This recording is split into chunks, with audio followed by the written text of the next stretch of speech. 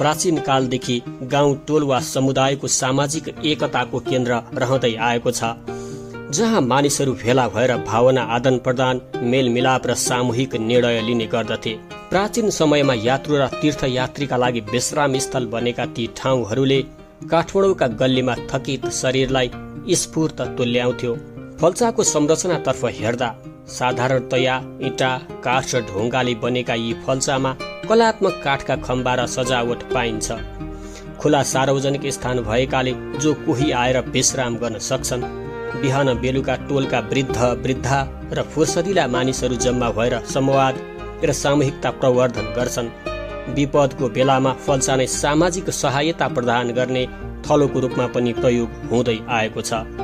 यो सबै हेर्दा फल्सा केवल ऐतिहासिक संरचना मात्र होइन, काठमाडौँ उपत्यकाको पहिचान र सांस्कृतिक धरोहर समेत हुन्। अतः तिनको संरक्षण, पुनः प्रयोग र प्रवर्धन आजको आधुनिक विकासको दौडमा पनि अपरिहार्य छ। त्यसैले काठमाडौँ महानगरपालिकाले विभिन्न सडक खण्डमा बस बिसाउने फल्सा निर्माण कार्य निरन्तर गर्दै आइरहेको छ।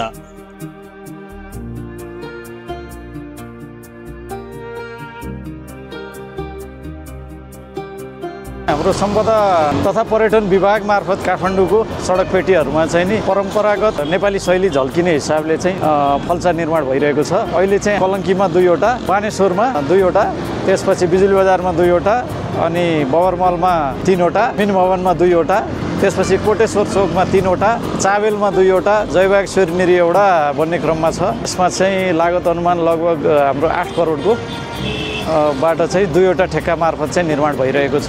देखिन्छ यो 2वटा यस्तो हालतमा छ जुन हेर्दाखेरि पनि एउटा नगरकै सौन्दर्यता विरूप भएको जस्तो देखाउँछ यो 2वटा बस स्ट्यान्डले। र यसमा बस्ने ठाउँ पनि छैन। यसमा चाहिँ हाम्रो बस्ने सिट सहित यात्रु बीचबाट हिँड्न पनि मिल्ने र दायाँ बायाँ चाहिँ यात्रुलाई विश्राम गर्न मिल्ने सिट पनि हुन्छ यसमा चाहिँ। आर्थिक वर्ष 2079-80 देखि नै फल्सा बनाउन बजेट विनियोजन गरिएको हो। बिजुली बजारमा रहेका 2वटा फल्सा आर्थिक वर्ष 2080-81 मा निर्माण सम्पन्न भई उद्घाटन भइसकेका छन्। माघ 2081 मा जारी कार्यादेश अनुसार थप 24वटा फल्सा निर्माणको तयारी भइरहेको छ, जसमध्ये 8वटाको निर्माण भइसकेको र ती माघ 2082 भित्र सम्पन्न हुने जानकारी दिन चाहन्छौं। कंक्रिटाइजेसनको दौडमा पनि पुरानो काठमाडौँको सभ्यता झल्काउने झिँगटीको छानो, थाम लगायतका कलात्मक भागहरू बुट्टेदार अग्राहको काठबाट बनाउन थालिएको छ। अपाङ्गता मैत्री पूर्वाधारले सबैलाई सहज पहुँच सुनिश्चितता गरेको छ। यस्ता कार्यले काठमाडौँको मौलिक संस्कृतिलाई उजागर गर्न मद्दत पुगेको छ।